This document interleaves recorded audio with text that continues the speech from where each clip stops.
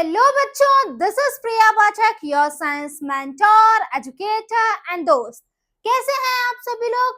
Hope so आप सभी लोग बहुत बहुत बहुत अच्छे होंगे और पढ़ाई कर रहे होंगे। जैसा कि आप लोगों को पता है कि हम लोग diversity in the living world detail में पढ़ चुके हैं बच्चों। जितनी भी चीजें थी सभी को हमने डिटेल में कवर किया है। डाइवर्सिटी का क्या मतलब होता है, कैसे प्लांट्स में डाइवर्सिटी है, एनिमल्स में डाइवर्सिटी है, सब कुछ देखा। आज की क्लास में क्या करने वाले हैं? आज की क्लास में हम लोग उसी चैप्टर के एनसीईआरटी सॉल्यूशंस करने वाले हैं।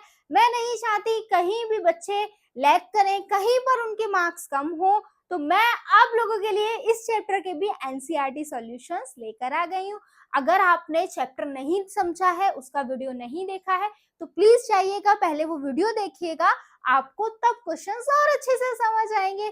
तो बिना आपका थोड़ा सा भी टाइम वेस्ट करे मैं स्टार्ट करती हूँ हमारे क्वेश्चंस को सॉल्व करना। तो आइए जरा देखिए आपका क्वेश्चन नंबर फर्स्ट क्या कह रहा है। ये आपकी किताब है, इसे तो आप लोग चैप्टर फर्स्ट में मिल ही चुके हो, राइट। देखिए जरा क्वेश्चन नंबर फर्स्ट यहाँ पर क्या कह रहा है बेटा। Here are two types of seed. यहाँ पर दो तरीके के seeds हैं। What differences do you find among roots and leaf venation of their plants? क्या कह रहे हैं? आपको यहाँ पर क्या डिफरेंस दिख रहा है इनकी रूट्स में और इनके लीफ वेनेशन में? लीफ वेनेशन क्या होता है हमने बहुत अच्छे से पढ़ रखा है, राइट बच्चों। तो आपसे क्या पूछा जा रहा है, इनकी रूट्स में और इनके लीफ वेनेशन में क्या डिफरेंस होता है। एक है आपका वीट का सीड और एक है आपका किडनी बीन्स। तो आप लोगों को पता है जो वीट होती है वो कैसी होती है, मोनोकॉट होती है, और किडनी बीन्स कैसे होते हैं, डाइकॉट होते हैं बच्चों। ये बातें आपको पता है या नहीं पता है बेटा? पता होनी चाहिए, नहीं पता है तो जाइए चैप्टर देखिए। तो देखिए जरा वीट की अगर हम लोग बात करें तो बेटा वीट क्या है आपका, वीट एक मोनोकॉट है, और किडनी बीन क्या है बच्चों, किडनी बीन एक डाइकॉट है। अगर हम वीट की रूट की बात करें तो इसकी रूट फाइब्रस रूट होती हैं। कैसी होती हैं? फाइब्रस रूट होती हैं। किडनी बीन्स की रूट की बात करें तो इसकी रूट्स कैसी होती हैं? टैप रूट होती हैं बच्चों, राइट। रूट के कैरेक्टरिस्टिक की बात करें तो बच्चों जो वीट की रूट्स होती है वो कैसी देखने के लिए मिलेगी? डेंस मिलेगी, लेकिन थिन होगी। डेंस यानी कि घनी होगी, लेकिन कैसी होंगी? बहुत पतली देखने के लिए मिलेगी। किसकी? वीट की। वहीं किडनी बीन्स की रूट्स कैसी होंगी? ये आपकी सेंट्रली थिक टैप रूट होती है विद लेटरल ब्रांचेस, ठीक है, थोड़ी सी थिक देखने के लिए मिलती है, टैप रूट होती है। ये तो हमने पहले ही देख लिया था। लीफ वेनेशन, वीट में वेनेशन कैसा होता है? पैरेलल वेनेशन होता है। किडनी बीन्स में कैसा होता है? रेक्टिकुलेट वेनेशन होता है। लीफ वेनेशन की कैरेक्टरिस्टिक की बात करें तो यहाँ पर क्या होता है, वेन्स जो होती हैं वो पैरेलली रन कर रही होती हैं लेंथ ऑफ द लीव्स के, ठीक है। यहाँ पर देखिए बीन में क्या होता है, network of branching veins with a permanent midrib. यहाँ पर ब्रांचिंग देखने के लिए मिलती है, मिडरिब देखने के लिए मिलता है, राइट बेटा। तो ये आपका डिफरेंस था वीट में और किडनी बीन्स में। नेक्स्ट आ जाइए, क्या देख रखा है, आइए जरा देखिए। Names of some animals are given below. कुछ एनिमल्स के क्या दिए गए हैं बच्चों? नेम्स दिए गए हैं। Group them based on their habits. इनके हैबिट्स के बेसिस पर हमने क्या करना है बच्चों? इनकी ग्रुपिंग करनी है।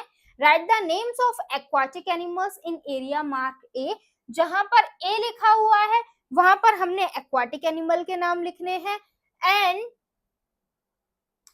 And terrestrial animal mark area B. जहां पर बी लिखा हुआ है वहां पर हमको टेरेस्ट्रियल एनिमल्स के नाम लिखे हैं। उसके बाद enter the name of the animals live in both habitat. और सी ब्लॉक में हमें किसके नाम लिखने हैं? वो एनिमल्स के जो दोनों हैबिटेट में रहते हैं। तो देखिए जरा ए में किसका नाम आएगा? यहाँ पर किसका नाम आएगा? डॉल्फिन का और वेल का आएगा, क्योंकि डॉल्फिन और वेल क्या है? एक्वाटिक एनिमल है। टेरेस्ट्रियल एनिमल यानी कि बी ब्लॉक में किस किसका नाम आएगा? हॉर्स, शीप, स्क्वायरल और आपके पिजन, अर्थवर्म, ये सभी क्या है? टेरेस्ट्रियल एनिमल है। और ऐसे कौन से एनिमल है जो एक्वाटिक भी है और टेरेस्ट्रियल भी है? तो ये है बेटा आपके फ्रॉग, क्रोकोडाइल, टॉर्टोइज। फ्रॉग देखा है? मेंढक कहीं भी मिल जाता है, हमारे नॉर्मल घरों में दिख जाता है, और वाटर में तो रहता ही है। तो ये एक्वाटिक भी है और टेरेस्ट्रियल भी है। आगे आ जाइए, मनुज मदर, भैया मनु की मम्मी है, मेंटेन्स अ किचन गार्डन, उन्होंने किचन गार्डन मेंटेन कर रखा है। One day she was digging out radish from the soil, और एक दिन वो क्या कर रही है, सॉइल में से रेडिश को निकाल रही है। She told Manu that radish is a kind of root, और उनकी मम्मी ने, जो मनु है ना, मनु की मम्मा ने मनु को बताया कि रेडिश जो है ना एक तरीके की रूट होती है। Examine a radish and write what types of root it is, हमने क्या करना है, हमने रेडिश को पढ़ना है और हमको पता लगाना है कि वो किस तरीके की रूट होती है। व्हाट टाइप ऑफ वेनेशन, किस तरीके का वेनेशन होता है इसमें, ठीक है। लीफ की, रेडिश की लीफ में वेनेशन कौन सा होता है और ये बताना है, यानी कि सही तरीके से हमको उसकी रेडिश की रूट कैसी होती है ये बताना है, लीफ वेनेशन कैसा होता है ये बताना है। तो देखो जरा, अगर हम रूट की बात करें तो रेडिश एक टैप रूट होती है, थिक फ्लैशी टैप रूट देखने के लिए मिलती है। लीफ वेनेशन इसमें बेटा रेक्टिकुलेट वेनेशन देखने के लिए मिलता है। लीफ वेनेशन टू टाइप का होता है, पैरेलल वेनेशन, रेक्टिकुलेट वेनेशन। तो रेडिश में रेक्टिकुलेट वेनेशन देखने के लिए मिलता है। क्यों? क्योंकि भाई रेक्टिकुलेट वेनेशन इसलिए होता है क्योंकि आपकी जो रेडिश होती है वो डाइकॉट प्लांट होता है बच्चों, और ये बात हमने पढ़ी है कि डाइकॉट प्लांट में रेक्टिकुलेट वेनेशन होता है। नेक्स्ट देखिए बेटा क्या लिखा हुआ है, look at the image of a mountain goat and a goat found in a plain. ये आपको दो तरीके की, दोनों क्या है, गॉड है, दोनों बकरियां हैं, लेकिन एक बकरी कौन सी है जो माउंटेन पर पाई जाती है, एक कौन सी है जो प्लेन्स पर पाई जाती है, ठीक है। Point out the similarities and difference between them, हमने क्या करना है, हमने इन दोनों में सिमिलरिटीज बतानी है और हमने इसमें क्या बताना है, डिफरेंसेस बताने हैं। What are the reasons of these differences, और हमको ये भी बताना है कि इन डिफरेंसेस के रीजंस क्या हैं। आओ बेटा तो जान लेते हैं, आ जाओ जल्दी से।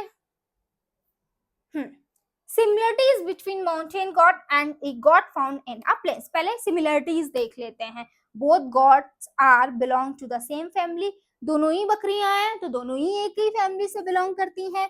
Both have horns and hoofs, दोनों के पास ही हॉर्न्स और हूफ्स देखने के लिए मिलते हैं, और दोनों ही हर्बीवोर होती हैं। हर्बीवोर बोले तो दोनों ही घास खाती हैं। अब और डिफरेंस देख लेते हैं दोनों में, माउंटेन गॉड और जो प्लेन में गॉड पाई जाती है। Mountain goat has a thick and long fur to protect themselves from cold climate. क्या कह रहे हैं, माउंटेन गोट जो होती है उसके जो फर होते हैं वो बहुत ज्यादा लॉन्ग और थिक होते हैं। किस लिए होते हैं, ताकि उन्हें कोल्ड क्लाइमेट से बचाया जा सके। वहीं अगर हम बात की करें उन गोट्स की जो आपकी प्लेन पर पाई जाती हैं, इनके शॉर्टर हेयर और थिन फर देखने के लिए मिलते हैं।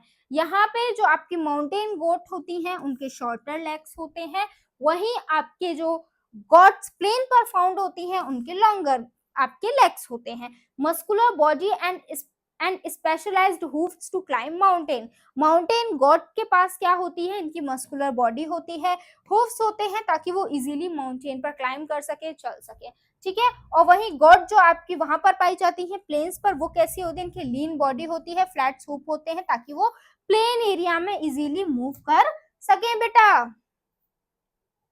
रीजन फॉर डिफरेंसेस, डिफरेंसेस के लिए रीजंस क्या होते हैं, reasons for differences are adaptation to their habitat, इसलिए डिफरेंसेस है क्योंकि भाई वो लोग अपने हैबिटेट में अडेप्ट कर चुकी हैं।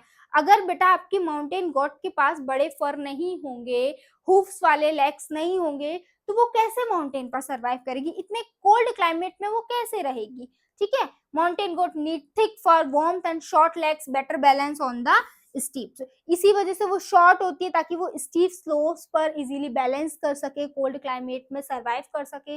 Plane goat have longer legs for running in open areas, वहीं जो प्लेन गोट होती है उनके लॉन्गर लेग्स होते हैं ताकि वो प्लेन एरिया में आसानी से मूव कर सके। नेक्स्ट देखिए क्या लिखा हुआ है, group the following animals turn into two groups based on any feature other than those of discuss in the chapter. ठीक है, हमको क्या करना है, एनिमल को दो ग्रुप्स में डिवाइड करना है। ये आपके, अब आपको अपने आप डिसाइड करना है कि किस बेस पर डिवीजन करनी है। तो हमने किस बेस पर करी है, हमने इनमें से वो एनिमल्स पहले निकाले हैं जो फ्लाई कर सकते हैं, फिर हमने वो वाले निकाले हैं जो फ्लाई नहीं कर सकते हैं। तो फ्लाई कौन कौन से कर सकते हैं, देखो pigeon, bat, cockroach, grass hopper, ये फ्लाई कर सकते हैं। वहीं अगर हम बात करें काऊ, टॉर्टॉइस, व्हेल, फिश, लिजार्ड, ये वो एनिमल्स हैं जो फ्लाई नहीं कर सकते। तो हमने अपने आप देखा कि ये किस तरीके से अलग अलग है और दोनों को अलग अलग ग्रुप में बांट दिया। ठीक है, तो इसमें क्या जरूरत है, ऑब्जर्वेशन करने की अच्छी जरूरत चाहिए, है ना। चैप्टर फर्स्ट में हम लोग ऑब्जर्वेशन की नीड तो देख ही चुके हैं। As the population grows and people want more comfortable lives, forests are being cut down to meet various needs. क्या कह रहे हैं, जैसे पॉपुलेशन बढ़ती जा रही है वैसे वैसे लोगों और ज्यादा कंफर्टेबल लाइफ्स की डिमांड आती जा रही है। फॉरेस्ट दिन ब दिन कट होते जा रहे हैं ह्यूमन रिक्वायरमेंट की वजह से। How can this affect our surrounding, ये जो पूरी ऊपर सिचुएशन दी गई है ये हमारे सराउंडिंग को किस तरीके से अफेक्ट कर सकती है। How do you think we can address this challenge, आपको क्या लगता है हम कैसे इसको क्या कर सकते हैं, सॉल्व कर सकते हैं। इफेक्ट्स ऑफ डिफोरेस्टेशन, तो जो हम देख रहे हैं ना, इसके पहले हम लोग इफेक्ट्स देख लेते हैं कि नुकसान क्या क्या है जो हम लोग डिफोरेस्टेशन कर रहे हैं, ट्रीज को कट कर रहे हैं। सबसे पहले loss of habitat for animals and plants, हम लोग एनिमल्स और प्लांट का हैबिटाट को खत्म कर रहे हैं, उनकी रहने की जगह को छीन रहे हैं। रिडक्शन इन बायोडाइवर्सिटी, हमारी बायोडाइवर्सिटी कम हो रही है, बायोडाइवर्सिटी कम होगी तो फूड चेन बेटा पूरी की पूरी क्या हो जाएगी, डिस्टर्ब हो जाएगी। Climate change due to a fewer trees absorbing carbon dioxide, और क्या हो रहा है, कम ट्रीज की रहने की वजह से क्लाइमेट चेंज ज्यादा हो रहा है। क्यों, क्योंकि अगर ट्रीज कम होंगे तो कार्बन डाइऑक्साइड कम एब्जॉर्ब होगी, कार्बन डाइऑक्साइड कम होगी तो भाई क्लाइमेट चेंज तो होगा ही ना। नेक्स्ट क्या, सॉइल इरोजन भी होगा, ट्रीज नहीं होंगी तो रूट्स नहीं होंगी, रूट्स नहीं होंगी तो सॉइल को पकड़ के कौन रखेगा, और सॉइल अगर पकड़ के नहीं रहेगी तो उसमें से न्यूट्रिएंट सारे गायब हो जाएंगे और अच्छी क्रॉप ग्रो नहीं कर पाएगी। एड्रेसिंग द चैलेंज, चैलेंज को कैसे एड्रेस करना है, हमको ज्यादा से ज्यादा ट्री को क्या करना है, प्लांट करना है, प्रोटेक्टेड एरियाज बनाने हैं, use resources wisely and reduce waste, resources को बहुत अच्छे से यूज करना है, public awareness which means educating people about the importance of forest, और उसके बाद हमको लोगों को अवेयर करना है, लोगों को बताना है कि भाई हमारे जो फॉरेस्ट हैं वो हमारे लिए कितने ज्यादा जरूरी हैं। ठीक है, नेक्स्ट देखिए आगे क्या कह रहे हैं, Raj argues with his friend Sanjay that गुड़हल hibiscus plant is a shrub. आपका जो राज नाम का बच्चा है वो क्या कर रहा है, संजय के साथ जो कि उसका फ्रेंड है उसके साथ एक आर्ग्यू कर रहा है, वो कह रहा है जो हिबिस्कस है ना वो क्या है, एक तरीके का श्रब है। What question can Sanjay ask for clarification, Sanjay अपने क्लैरिफिकेशन के लिए क्या क्या क्वेश्चंस पूछ सकता है। तो देखो, हाउ टॉल इज द गुड़हल हिबिस्कस प्लांट, पहला क्वेश्चन वो पूछेगा कि ये जो गुड़हल का प्लांट होता है वो कितना लंबा होता है। Does it have a single main stem और मल्टीपल स्टेम, क्या इसके पास एक ही स्टेम होती है या इसके पास बहुत सारी स्टेम होती हैं। Does it are the stems of गुड़हल प्लांट वुडी और सॉफ्ट, और जो स्टेम होती है प्लांट की वो वुडी और सॉफ्ट होती है। Do the branches start near the ground और आर हायर, ठीक है, क्या कह रहे हैं, जो ब्रांच इसकी स्टार्ट होती है वो ग्राउंड से स्टार्ट होती है या और ऊंचाई से स्टार्ट, ये सब उसने क्यों पूछा, अगर ये सारे फीचर्स को फॉलो कर रहा होगा तो वो श्रब होगा और अगर नहीं कर रहा होगा तो नहीं होगा। यानी कि उसने क्वेश्चंस तब पूछ पाए जब उसको श्रब के बारे में नॉलेज थी बच्चों। ठीक है, based on the information in the table find out the example of this plant for each group. ठीक है, ये आपको कुछ इंफॉर्मेशन दी गई है कि डाइकॉट में टैप रूट होती है, मोनोकॉट में फाइब्रस रूट होती है, आपको एग्जांपल्स देने हैं। ठीक है, what other similarity do plant group A and B have, ठीक है, और क्या अदर सिमिलरिटी हमको देखने के लिए मिलती है वो भी हमने बताना है। ठीक है, आ जाओ, उसके बाद क्या लिखा है, observe the label part of the duck in the picture given below, what differences do you observe in the feet of the duck. ये है, मैं नेक्स्ट क्वेश्चन पे पहुंच गई, आ जाओ बच्चों, आ जाओ इधर देखो। डाइकॉट कैसा होता है, डाइकॉट में बच्चों टैप रूट देखने के लिए मिलती है, मोनोकॉट में फाइब्रस रूट देखने के लिए मिलती है। ये सारी बातें हमने पहले से पता है, इसके एग्जांपल देख लेते हैं। टैप रूट के एग्जांपल है मैंगो, रोज, हिबिस्कस। ठीक है, और आपके मोनोकॉट के एग्जांपल है बच्चा व्हीट, राइस, ग्रास और कोई भी मोनोकॉट प्लांट। उसके बाद क्या लिखा है, plants in group A have reticulate venation, और जो ग्रुप ए में प्लांट हैं उनके पास क्या देखने के लिए मिलेगा बेटा, हमको रेक्टिकुलेट वेनेशन देखने के लिए मिलेगा, और जो आपके ग्रुप बी में प्लांट हैं उनके पास क्या देखने के लिए मिलेगा बेटा, पैरेलल वेनेशन देखने के लिए मिलेगा। नेक्स्ट क्या लिखा हुआ है, observe the label part of a dog in the picture given below. What differences do you observe in the feet of the duck compared to the other birds? क्या कह रहे हैं, डक के फीट में और अदर बर्ड्स के feet में क्या डिफरेंस होता है, हमको वो बताना है। Which activity would the duck be able to perform using this part? ठीक है, कौन सी एक्टिविटी को वो परफॉर्म कर सकती है दिस पार्ट का इस्तेमाल करके। डिफरेंस देखते हैं। The duck have web feet, duck के जो फीट होते हैं वो वेब फीट होते हैं। पिजन के जो फीट होते हैं उनमें क्या होता है, सेपरेट टो होता है, while the pigeon has separate toe। ठीक है, एक्टिविटी क्या है, the web feet help the duck swim in water। जो वेब फीट होते हैं वो आप डक को हेल्प करते हैं वाटर में स्विम करने में। they act like paddles making it easier for the duck to move through the water। तो बेटा जितने भी diversity in the living world के एनसीईआरटी सॉल्यूशंस थे वो हमने कवर कर लिए, बहुत कम से छोटे छोटे आंसर्स थे। होप्स आपको सभी समझ में आए होंगे, किसी में कोई डाउट नहीं होगा। अगर कोई डाउट है तो आप मुझे कमेंट करके बता सकते हैं, मैं आपके डाउट को जरूर जरूर जरूर क्लियर करूंगी। अब जो कि क्वेश्चंस खत्म हो गए हैं तो आज की क्लास को यहीं पर ओवर करते हैं। आपसे मिलते हैं नेक्स्ट क्लास में। Till then keep learning and keep practising. Thank you so much for watching me. जय हिंद बच्चों।